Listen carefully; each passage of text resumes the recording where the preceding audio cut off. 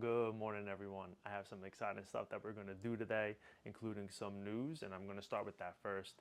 I mentioned in one of my last videos that I did a pre-order with Native Coffee Roasters, which is from Dallas, but they use Diego Bermudez's coffee beans from Colombia. And my pre-order just got in last week, and this is it here. So it's a little experiment for the buyer or the taster using his Hachi Panama beans, and it's a co-ferment versus a science. So pretty much what the comparison is here is it's a pineapple co-fermented processed bean using the Hachi Panama bean, and they compared it to a micellar washed processed bean. So it's a science experiment comparing the two different processes using the same bean to see what the outcomes are. And just to look at the tasting notes, right, we have pineapple tea on the micellar washed, mulled wine, cinnamon, and it's a complex flavor tasting profile. And then the co-ferment, we're going to get yellow fruits, simple syrup, and tropical. So same bean, same process. Oh, sorry, same bean, different process. And you get possibly a whole different experience with the coffee. So excited to do those. We're gonna do that together and get buzzed up on caffeine. So that'll be an exciting one. But for today, we're going to be doing a video on one of the other two that I picked up. We have the Hachi Piranha coffee. That's a natural process. It looks like it's a Chirozo bean that has apple cider, floral, and mandarin notes. Or we're going to choose to do this one here, natural process, geisha. Actually,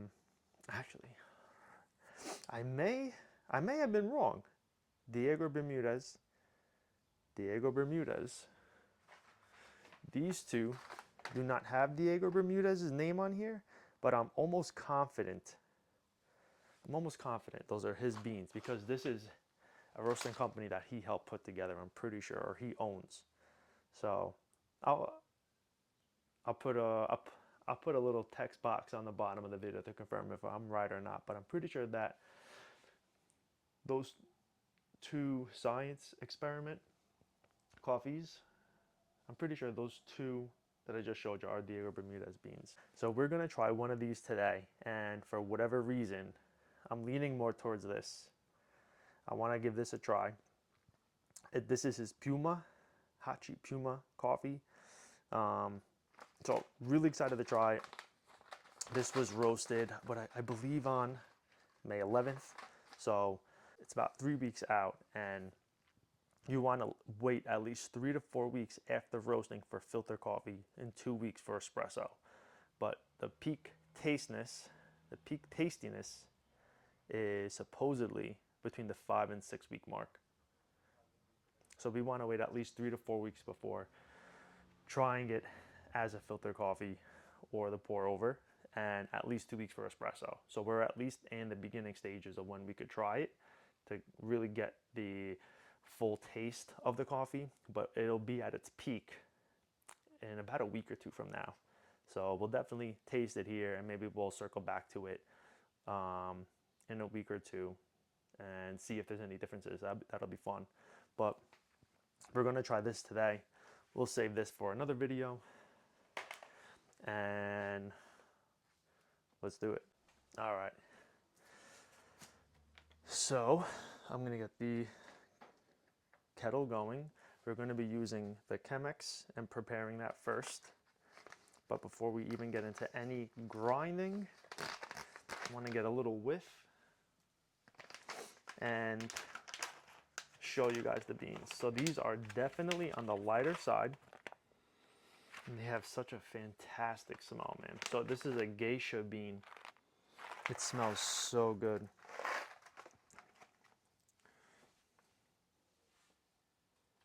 That nice, really nice looking bean. So really excited to try this. We're going to be doing 16 grams. I got to make sure I get all of these other beans out of here, man. I don't know, you know what, let's do a little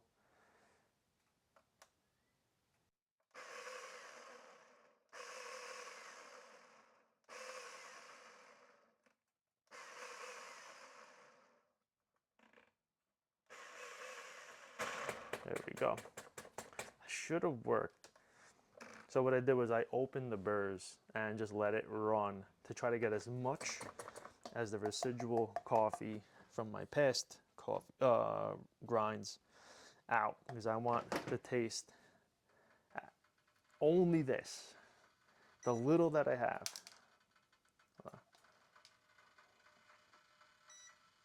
All right, so 16 grams. So you saw, this is a lighter roast, which I'm really excited about. So we're really gonna capture that natural essence of this bean. We're gonna literally taste the life that this bean had. It's not gonna be over roasted. Definitely does not, it does not smell over roasted or anything. It smells so good. All right. So we're gonna put this, because it's still freshly roasted, we're going to shoot for 20.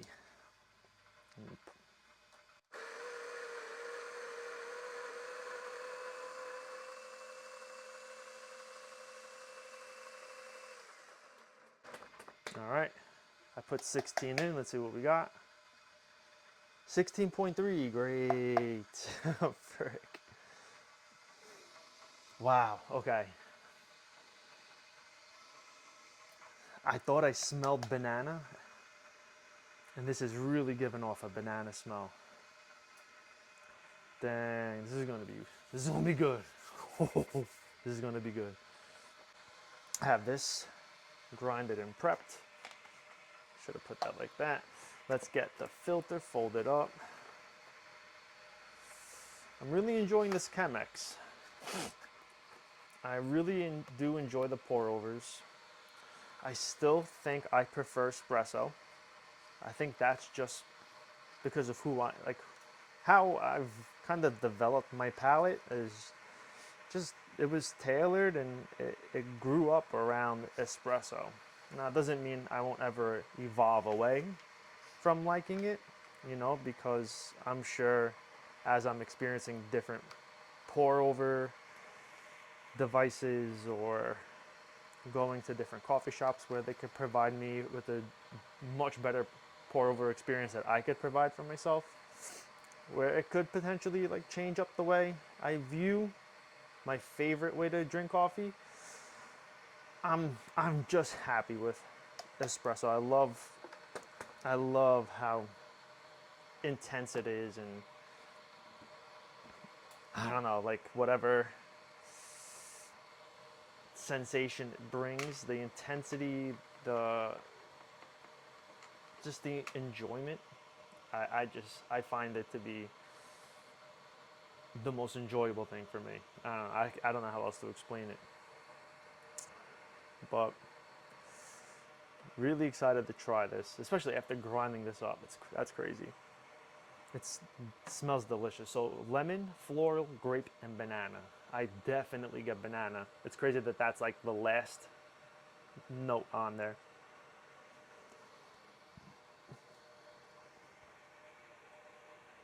There's definitely lemon. I would say grape. I wonder which grape. If I had to choose, this is definitely a green grape scent. But I'm only picking these out because I have have tasting notes right here, so I can kind of associate. There we go. I can associate what I'm smelling to here, but it could also be misleading. So I don't know. All right, so this is pretty much ready. I'm not even going to take out the other beans yet. I'm going to let them sit in here and just stay as fresh as possible. All right, this is good. I'm going to bring you guys closer to get ready for the pour over experience over here. All right. So before I get this fully set up, I'm just going to heat up. I'm going to get the filter wet, as well as the glass reservoir. I don't know what it's called. The Chemex. Get the Chemex heated up. All right. I am going to pour this water back in. I don't know if that's smart, but that's what I'm gonna do. Come on, there it is. Let me know what you think. Is that the right move? Is that the wrong move? Is that bad? I don't know. All right. So what I want to do now is I want to get this set up right here in front of you guys, just like we did last time. Let's get the grinds poured in. Oh, I'm so freaking excited for this right now. Let's get my mug ready. And we're going to use the Yeti just to keep it as hot as possible while I'm prepping the espresso. Okay. And let's go. Going for 32 grams. Right there. Perfect. 37. A little over. All right. 10 seconds in. I might have poured too fast. I'm not a lefty. I'm going to try to go righty. I just hope I don't block the camera. 20 seconds. Sorry for the car alarm outside. All right. And we're going to go for 100 grams. Wow, it really does have like a nice smell.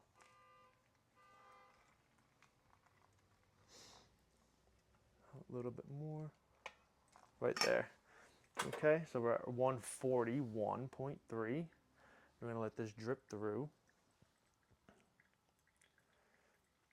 Let me know in the comments below if you guys think I should put some like background music on. The only challenge I have is the app I use, InShot, they don't really have long music. So I would have to literally piece together some of the free songs that are on there, which I'm happy to do. But if you think it'll help with the ambiance, I am totally down. But let me know below what you think. Oh man, I just want to drink it right now. I'm so excited. All right, we're at 1 minute 30 seconds. I think we're at a good pace. Let's get another 100. I may shoot for 110 on this one. I gotta get my pouring technique better. I also need a bigger scale. Oh. Let's go a little bit more. There it is, 153. This is what we're going to drink out of. I'm sorry, this is what we're going to leave it. We're going to leave it at 250. It's at 253, 2 minutes in. So this will give us about a 2 minute 45 second total time. Let me know if that sounds good or not.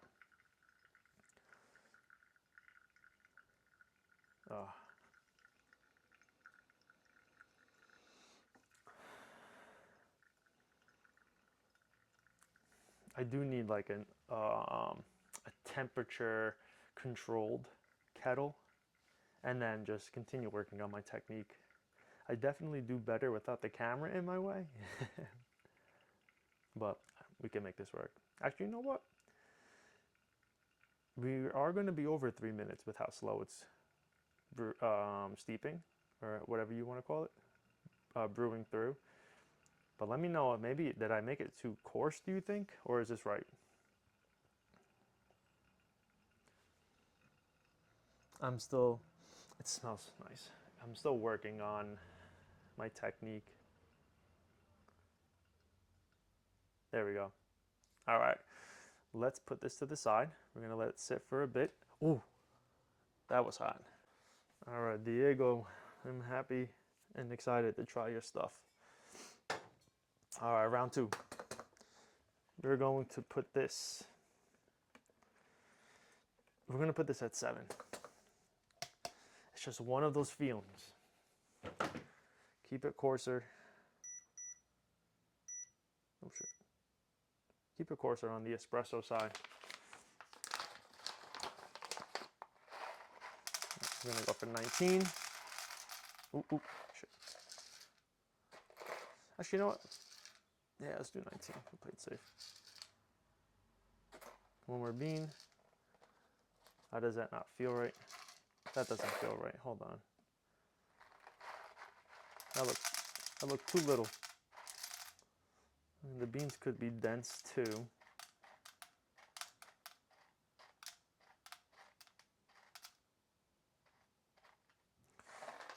We'll do 18.5.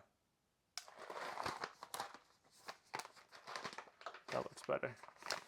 All right, 18.5. God, I hope I get this right. I can't be dialing in the little amount of beans that I have. 7. I think 7's gonna be fine. Oop, sorry guys.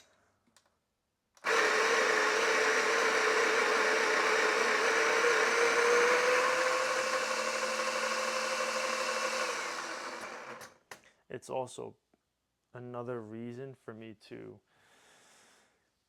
get in more of the espresso prep data, the dial-in data that I have captured, because oh man, it smells literally like bananas. Because it'll give me a much better understanding of how to control the dial-in to as best as I can without having to continuously adjust and waste beans. I mean, data is data, you know, like it's never going to be perfect and it's never going to tell you the true story, but it'll give you a great basis to work with at least. But I mean, to this bean specifically, like I never experienced this bean. I've experienced Colombian beans. You know, I've experienced natural beans, naturally processed beans. I've tried a geisha before, but that doesn't mean that what I've used in the past is going to give me the best, the perfect prep information to set up for success. You know, it'll give me a good basis. So I think what I'll do is this week I'm going to update that Google Sheet that I used to leave a link to in my description, in my video descriptions. I want to update it with a ton of information, including this, and I'm going to start putting the links back in. And hopefully, maybe by the end of the year, or sometime maybe at the end of the summer, let's shoot for, I am going to, I think I'm good. I'm going to try to pull some info, some data, based on beans I've used, could be roasters, you know, and just see what's up. All right. Excuse me. Let's get this pulled. We're gonna get the machine heated up, and then I'm gonna bring you in closer and get a shot pulled, my friends.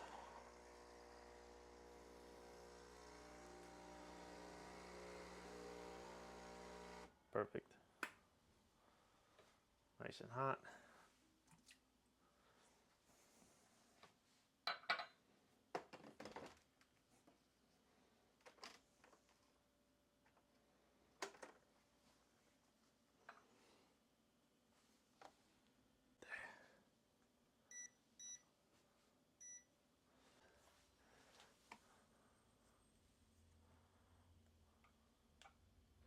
Oh, that's a nice one.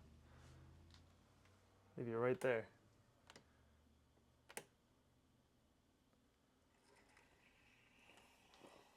Let's see.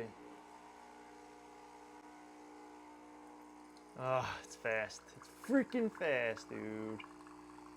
Damn. It's alright. Just gonna cut it right there at 36. 35.7 at 11 seconds. Damn, David Bermudez, you are fast, my friend. Damn, this was such a bad pull chop. Bad. Does it mean it's gonna taste bad? No, because technically, an under extracted shot will have a better outcome than an over extracted shot. So there is very slight hope. Here we go. Here's my bad result. thin-headed crema, and that's pretty thin for a fresh roasted bean. But look at that. That's the crema color of a light medium roasted coffee right there. Hold on, let me wipe my phone.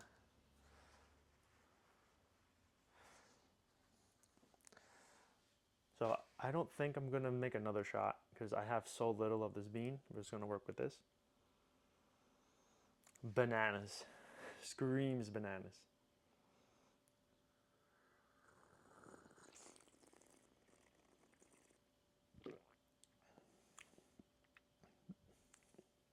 Definitely could have improved on my shot, but it's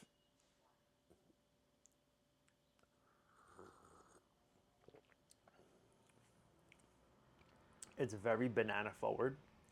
But I have a feeling that if there was more pressure applied in the brew process, as in a better prep, we would have had a much better tasting extraction. It's good though. Let's see if I did this right. Let's see what this color is gonna look like.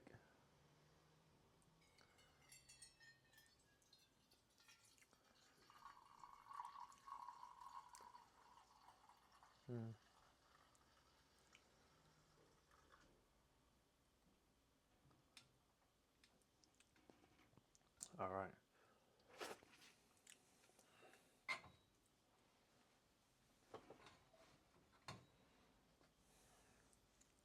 This may be too hot. This may be too hot, and the fact that I am gonna have to wait for this to cool down just may mean that I might pull another shot of espresso. I don't know. I don't know.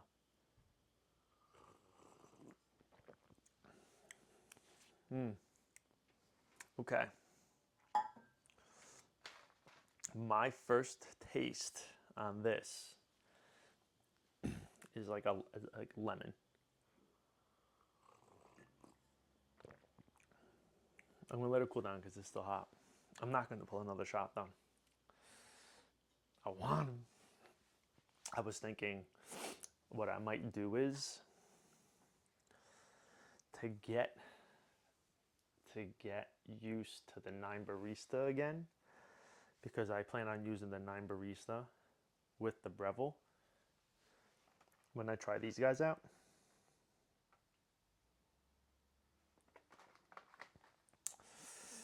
So I have 2 espressos to compare side by side, and then I could do another video comparing those two with maybe a pour over and an AeroPress.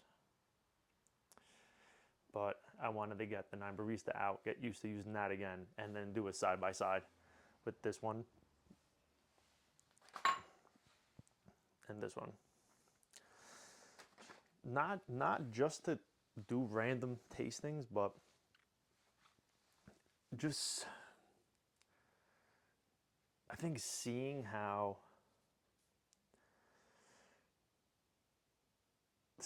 different these beans were when looking into what Diego Bermudez does compared to a lot of other roasters, where it seems like, I don't know if I gave him the nickname or if I read it, but like Diego Bermudez is like a coffee scientist. Like there's some really cool things that he does. So these two specifically here. So on the website, he has a filter where you can filter out coffees based on the rarity of the coffee. These two were in the hyper rare category or filter setting. So that's probably why they were as expensive as they were for whatever they were. Maybe they were 100 grams or maybe 250 grams, but I'm pretty sure these were each 100 grams. Yeah, hold on. Let me check. Yeah. So these are 100 grams. That is literally 5 shots of espresso. And I already went through what did I go? And I did 35 already, you know, so I'm already over a third of the way through the bag just on two different brews. So I want to like really cherish these. I think these are special. I think what David Bermudez does is really cool, even though I don't know too much about the ins and outs of his whole um, process of growing coffee and getting them roasted. But it gets me excited to try them, and maybe the next video I make with the Piranha coffee, like maybe I'll have some more information to share, but really excited to try these. So for example, the David Bermudez, his bean was the bean used for the cinnamon roll in the Good Brothers coffee that we tried, and that was crazy. That was a double anaerobic and a thermal shock process.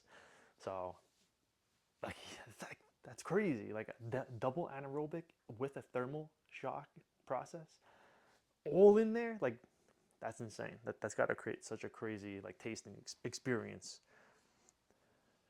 But like also like it's so over the top, but like mad scientist, you know.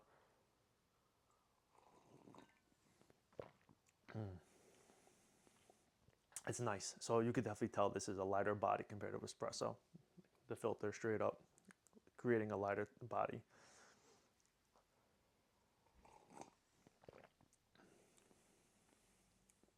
I'd say more lemon. I don't get banana as much.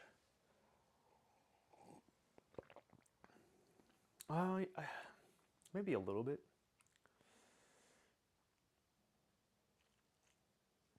But I want to pull another shot so bad, but I really got to make this last. So I'm going to leave it at this, but it's still really good. I recommend giving it a try. I'm not even like, obviously I'm not being sponsored or asked to review this at all by anyone. Like this is just my doing, going out and trying it. And I think if you have the cash to spend and you're good and familiar with the dialing process, go for it. So to give you an idea, I grinded this at 7 on my Baratza, and mine adjusts from 1 to 31. So I put it at 7. So that's what? How do I even figure that out?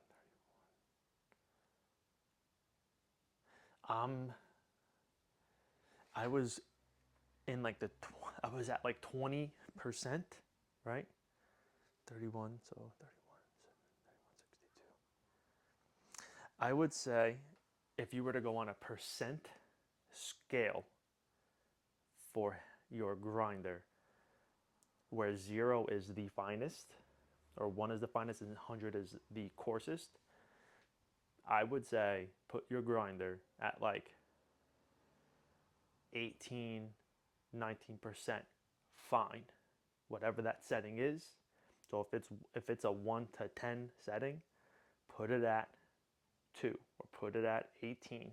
Put it at like 18% if you can. That's where this should be, I think.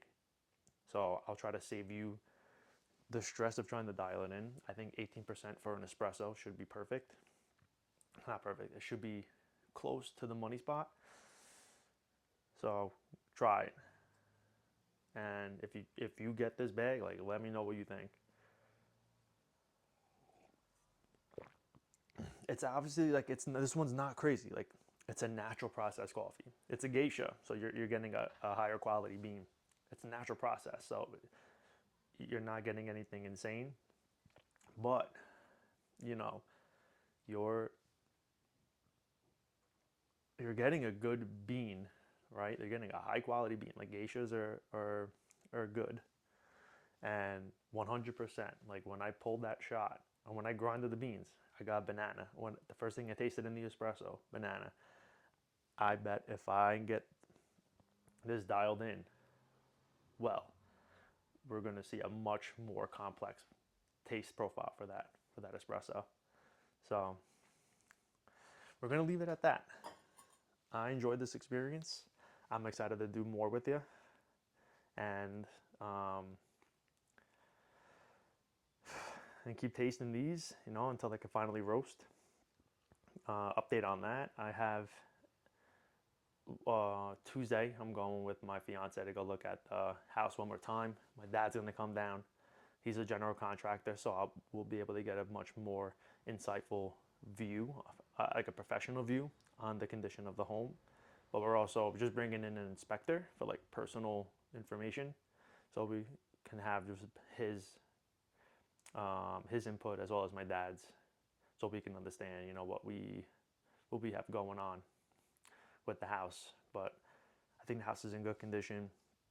And then next week on Wednesday, we're going to be getting the keys, as long as everything works out. So really exciting. And then from there, I'll get my coffee station set up. I'm going to get my roast station set up. Have an idea where I want to put it. I'll get your guys' input on that. And we're going to get a good start to the end of the summer for the coffee, and just really, really excited. But I appreciate all you guys, as always, watching these videos, hanging out, and I'll catch you on the next one. See ya.